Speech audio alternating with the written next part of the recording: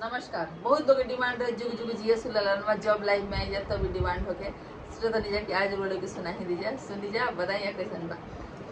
जुग जुग जिया सुललनवा भवनवा के भाग जागल होए ललना लाल होई है फूलावा के दीपक मनवा में आस जागल होए ललना लाल होई है फूलावा के दीपक मनवा में आस लागल हो। आजू के दिनवा सोहावन रातिया लोभावन हो ए ललना दीदिया के होरिला जनम ले होरिलवा बड़ा सुंदर हो ए ललना दीदिया के होरिला जनम ले होरिलवा बड़ी सुंदर हो।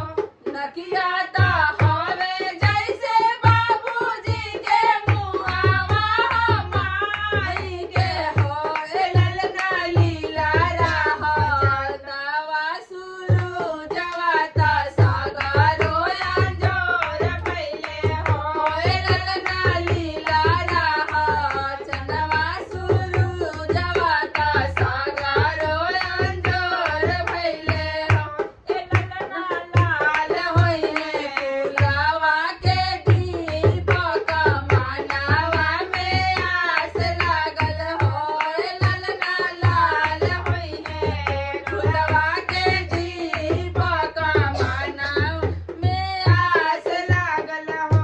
सासु सोहागिन बड़ा भागिन आना धन लुटावेली हो ए ललना दुआरा पा बाजेला बधाइया आंगनवा उठे सोहरा हो ए ललना दुआरा पा बाजेला बधाइया आंगनवा उठे सोहरा हो।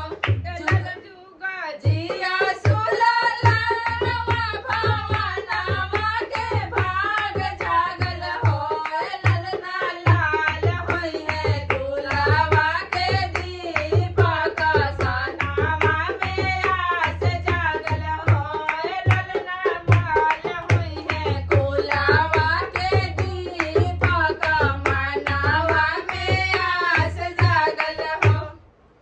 धन्यवाद। बहुत दिन बाद ये हमनी के गीत गईले बनी जा और बताई जा कि कैसन गईली जा और चैनल पर नया बनी जा हमनी के वीडियो देखत नहीं जा तो हमनी के चैनल के सब्सक्राइब कर ली जा और वीडियो को थोड़ा बहुत लाइक करी जा नहीं वीडियो को बहुत सारा लाइक करी जा थोड़ा बहुत शेयर कर भी कर दी जा।